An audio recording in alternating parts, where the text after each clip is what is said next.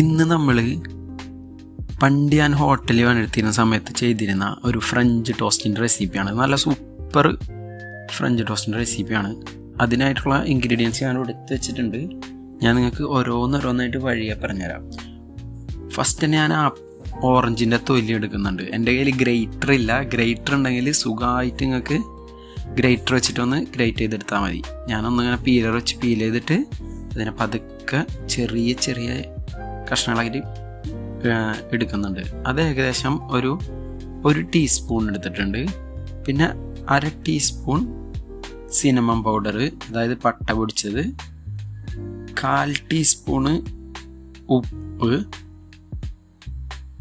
1 cup പാല്. എൻ്റെ കയ്യിലുള്ളത്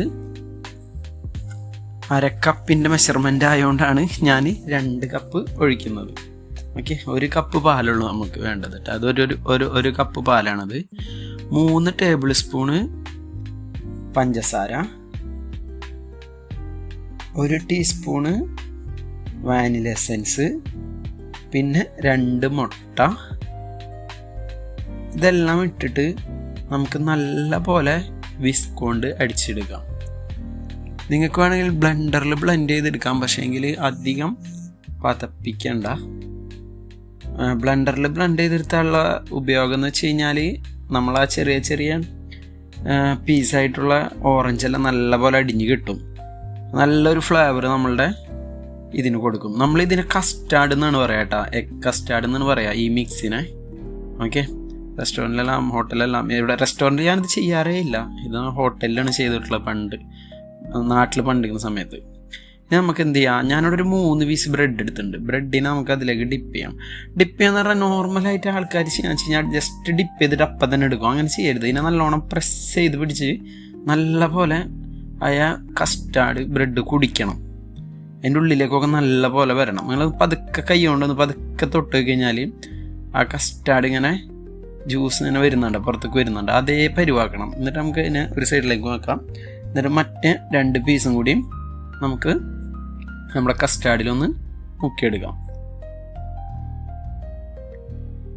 അതും മുക്കിയെടുത്ത് നല്ല പോലെ കുടിക്കണം കേട്ടോ. ശരിക്ക് മുക്കിയെടുത്തിട്ട് നമുക്ക് ഇതിനൊന്ന് ടോസ്റ്റ് ചെയ്യാം. അതിനായിട്ട് ഒരു പാൻ ചൂടാക്കിയിട്ട് 1 ടേബിൾ സ്പൂൺ ബട്ടർ ഇട്ട്, ബട്ടർ മെൽറ്റായി വരുന്ന സമയത്ത് ചെറിയ ചൂടിൽ നമ്മുടെ നമ്മൾ കസ്റ്റാർഡ് മുക്കി വെച്ചിട്ടുള്ള ബ്രെഡ് അതിലേക്ക് ഇട്ട് കൊടുക്കുക. എന്നിട്ട് ചെറിയ ചൂടിൽ പതുക്കെ സാവധാനം സമയം എടുത്തുകൊണ്ട് നമുക്ക് ടോസ്റ്റ് ചെയ്തെടുക്കാം. ഏകദേശം ഒരു 4 to 5 മിനിറ്റിൻ്റെ അടുത്ത് എടുത്തോ, കുഴപ്പമില്ല. ഒരു സൈഡ് ടോസ്റ്റ് ചെയ്യാനായിട്ട് വെച്ച് കഴിഞ്ഞാൽ നമ്മൾ പെട്ടെന്ന് ഇതായി കഴിഞ്ഞാൽ പെട്ടെന്ന് കരിഞ്ഞു പോകും. എൻ്റെ ഒരെണ്ണം കരിഞ്ഞും പോയി.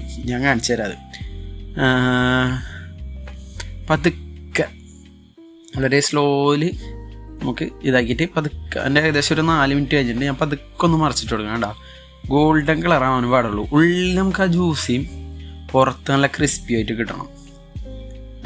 മറ്റേ സൈഡും ഞാൻ ഏകദേശം ഒരു 4 to 5 മിനിറ്റ് വരെ ഞാൻ ടോസ്റ്റ് ചെയ്തെടുക്കുന്നുണ്ട്. ടോസ്റ്റ് ചെയ്തെടുത്ത് ഞാൻ ഒന്നും കൂടി ഒന്ന് മറിച്ചിട്ട് കൊടുക്കുന്നുണ്ട്. വെച്ച് കഴിഞ്ഞാൽ അപ്പുറത്തെ ഭാഗം ഒന്ന് ടോസ്റ്റ് ആയിട്ടുണ്ടോ എന്നറിയാൻ വേണ്ടിയിട്ടാണ്, കളർ കറക്റ്റ് ആയിട്ടുണ്ടോ എന്നറിയാൻ വേണ്ടിയിട്ടാണ്. കുഴപ്പമില്ല, ഏകദേശം സെറ്റ് ആയിട്ടുണ്ട്. അപ്പോൾ നമുക്ക് ഇത് മാറ്റി നമ്മളെ സർവിങ് പ്ലേറ്റിലേക്ക് വെക്കാം. ഇത് മറ്റേ പീസും കൂടി ഞാൻ അങ്ങനെ ടോസ്റ്റ് ചെയ്തെടുക്കുന്നുണ്ട്. ഇത് പ്ലേറ്റ് ചെയ്യുന്നതിനും ഒരു നല്ലൊരു വേ ഉണ്ട്. ആ ഒരു വേ കൂടെ പ്ലേറ്റ് ചെയ്ത് കഴിഞ്ഞാൽ നല്ല സൂപ്പറായിട്ട് നമുക്ക് ആസ്വദിച്ച് കഴിക്കാൻ പറ്റും ഈ ഫ്രഞ്ച് ടോസ്റ്റ്. നമുക്കിതൊന്ന് പ്ലേറ്റ് ചെയ്യാം. ഞാൻ ഫസ്റ്റ് ഒരു ബ്രെഡ് ഇട്ട് കൊടുക്കുന്നുണ്ട്, ടോസ്റ്റ്. അങ്ങനെ 3 ടോസ്റ്റ് ഞാൻ കറക്റ്റ് മേലേക്ക് ഇങ്ങനെ അറേഞ്ച് ചെയ്ത് വെച്ച് കൊടുക്കുകയാണ്. വെച്ച് അതിന് ശേഷം ഒരു ടേബിൾ സ്പൂൺ ബട്ടർ ഞാൻ അതിൻ്റെ മേലേക്ക് വെച്ച് കൊടുക്കണം. ബട്ടറൊക്കെ മസ്റ്റാണ് കേട്ടോ ഇങ്ങനത്തേലൊക്കെ. വെച്ച് കഴിഞ്ഞാൽ നമ്മൾ പറയും മറ്റേ കൊളസ്ട്രോൾ വരും അത് വരും എന്നൊക്കെ പറയും, അത് നോക്കിയിട്ട് കാര്യമില്ല. പിന്നെ ഒരു പിഞ്ച് സിനമൺ പൗഡറും, പിന്നെ തേനോ ഹണിയോ അല്ലെങ്കിൽ മാപ്പിൾ സിറപ്പോ അങ്ങനെയുള്ള എന്തെങ്കിലുമൊക്കെ. അപ്പോൾ അതൊക്കെ നമുക്ക് കട്ട് ചെയ്തിട്ട് എന്നിട്ട് പതുക്കെ അങ്ങോട്ട് ആസ്വദിച്ച് കഴിക്കാം. ഇത്രേ ഉള്ളൂ. വളരെ സിമ്പിളായിട്ടുള്ളൊരു ഫ്രഞ്ച് റോസ്റ്റാണ്. ഓക്കെ, ഈ റെസിപ്പി നിങ്ങൾക്ക് ഇഷ്ടമായിട്ടുണ്ടെങ്കിൽ ലൈക്ക് ചെയ്യാനും ഷെയർ ചെയ്യാനൊന്നും മറക്കണ്ട. ഇതുപോലെയായിട്ടുള്ള സിമ്പിളായിട്ടുള്ള റെസിപ്പീസിനായിട്ട് നമ്മളുടെ ചാനൽ സബ്സ്ക്രൈബ് ചെയ്യുക. അപ്പോൾ അടുത്തൊരു റെസിപ്പി ആയിട്ട് വീണ്ടും വരാം.